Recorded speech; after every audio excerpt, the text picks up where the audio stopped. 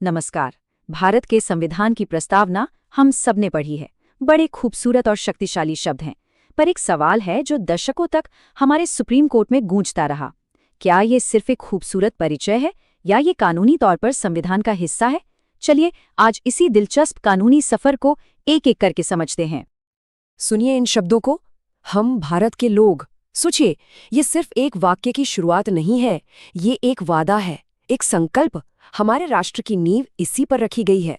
इसमें हमारे देश के भविष्य का पूरा विजन छिपा है।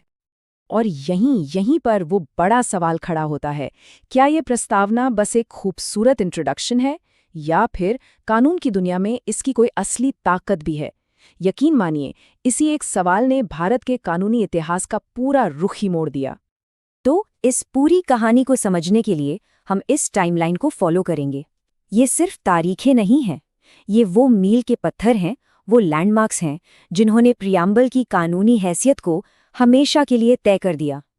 तो कहानी की शुरुआत होती है साल 1960 से, बेरुबारी यूनियन केस के साथ।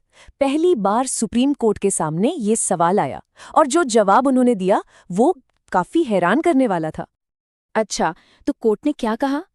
उन्होंने माना कि हाँ, प्रस्तावना एक चाबी की तरह है, एक ऐसी चाबी जिससे संविधान बनाने वालों का दिमाग खोला जा सकता है, उनके इरादों को समझा जा सकता है।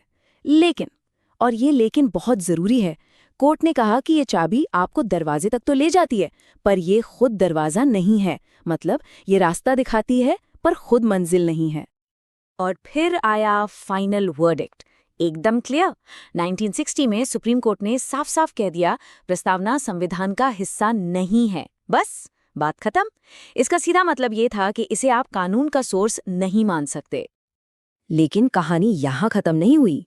13 साल गुजरे और साल आया 1973। एक ऐसा केस सामने आया जिसे आज भी भारतीय जुडिशरी के इतिहास का सबसे बड़ा, सबसे जरूरी केस माना जाता है। नाम था केशवानंद भारती केस। और इसी केस ने प्रियम्बल की किस्मत को पूरी तरह से पलट कर रख दिया। तो चलिए अपनी टाइमलाइन पर आगे बढ़ते हैं। 1960 का फैसला हम देख चुके हैं। अब आता है 1973, एक नया चैप्टर। देखते हैं इस बार क्या हुआ। तो हुआ ये कि इस लैंडमार्क केस में सुप्रीम कोर्ट ने अपने ही पुराने फैसले को दोबारा देखा और एक जबरदस्त यू टर्न ले लिया। कोर्ट ने माना कि बेरुबारी केस में जो नजरिया था वो सही नहीं था। और नया फैसला क्या था? बिल्कुल पहले वाले से उल्टा, एकदम साफ। प्रस्तावना संविधान का हिस्सा है। जी हाँ, उन्होंने कहा कि ये सिर्फ एक इंट्रोडक्शन नहीं, ये तो संविधान का एक इंटीग्रल पार्ट है, उसकी पहचान है। और पता है, इसी फैसले से एक बहुत ही जबरदस्त सिद्धांत निकल कर आया, बेसिक स्ट्रक्चर डॉक्ट्रिन, यानी मूल संरचना का सिद्धांत। इसका मतलब क्या है? बड़ा सिंपल है। मतलब ये कि संसद संविधान को बदल तो सकती है, पर उसकी आत्मा को नहीं छू सकती। कुछ बेसिक चीजें हैं जैसे लोकतंत्र, सेक्युलरिज्म, इन्हें कोई नहीं बदल सकता। और इन सब बेसिक चीजों की झलक हमें कहाँ मिलती है? बिल्कुल सही, हमारी प्रस्तावना में। अच्छा, तो अब ये तो तय हो गया कि प्रियम्बल संविधान का हिस्सा है, तो अगला लॉजिकल सवाल क्या होगा? यही कि क्या इसे बदला जा सकता है, क्या इसमें अमेंडमेंट हो सकता है? और इसका जवाब हमें मिला 1976 में 42वें संविधान संशोधन से। टाइमलाइन पर नजर डालिए। 1973 के फैसले का असर देखिए कितनी जल्दी हुआ। सिर्फ 3 साल बाद 1976 में पार्लियामेंट ने अपनी पावर का इस्तेमाल किया और प्रियम्बल को अमेंड कर दिया। क्यों? क्योंकि अब ये लीगली पॉसिबल था। और बदलाव क्या हुए वो यहाँ एकदम साफ है। 3 नए शब्द जोड़े गए, समाजवादी, पंथनिरपेक्ष और अखंडता।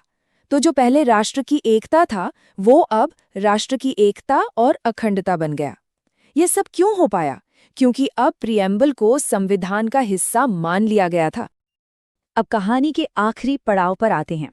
साल था 1995 और केस था LIC ऑफ इंडिया केस। इस केस ने, आप कह सकते हैं, इस पूरे मसले पर आखिरी कील ठोक दी।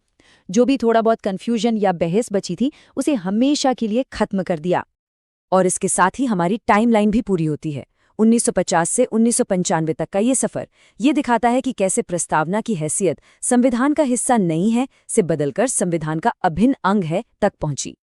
इस केस में सुप्रीम कोर्ट ने एक बार फिर और इस बार और भी ज्यादा मजबूती से केशवानंद भारती केस के फैसले को दोहराया।